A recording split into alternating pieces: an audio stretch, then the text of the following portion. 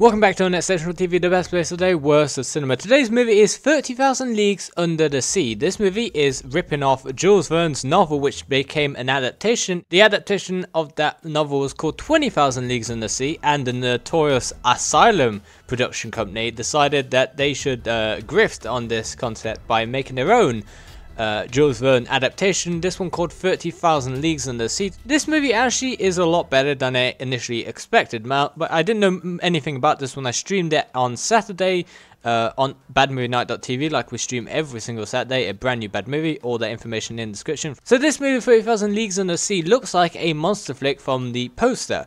So I was very surprised when the monster had very little to do with it. In fact, it wasn't a monster, it was just a giant squid, although there was some mystery about how exactly it came to be, and what its purpose is and what happened to it. There's the questions that didn't really get answered. I'm not going to spoil the movie too much, but essentially this creature attacks a nuclear submarine and it gets stranded at the bottom of the ocean with all the crew inside, and so a rescue mission is sent with a person who invented something called an oxygenator, which essentially converts water molecules into breathable air. So a big deal, and they're essentially trying to use that little device to convert all the water that might be in the submarine into air, essentially rescuing all the surviving crew members if they get there in time.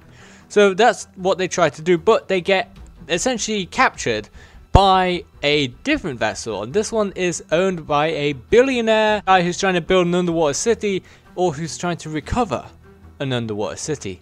Dun dun dun dun dun, mystery. They're a very interesting plot twist there. So the whole movie is about a struggle essentially of character, not against a monster, although against an evil person, I guess you could say. Basically trying to understand what's going on. There's quite a bit of mystery, and then a bunch of surprise stuff happens, and it all takes place under the water on these various different ships.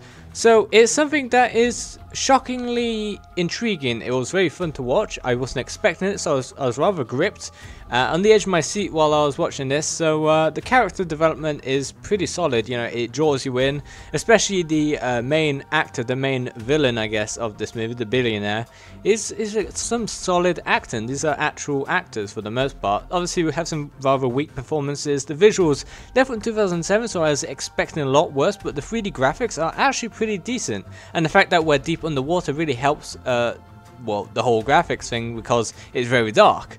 But either way, the acting is pretty bad sometimes in some situations for the lower characters, but it doesn't take away from the movie too much, and all in all, I had a blast. It was really fun.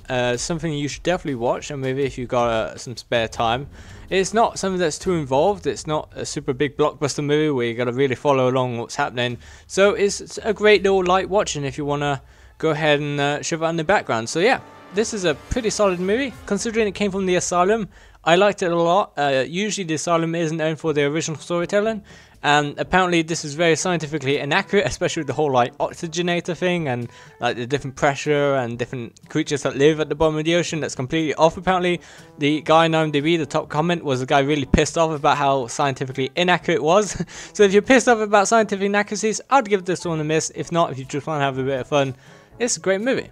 Thanks for watching. I'll see you next time. Or you can join me Saturday as we stream a new bad movie, which is 5 PM Eastern and 10 PM GMT. So catch you later.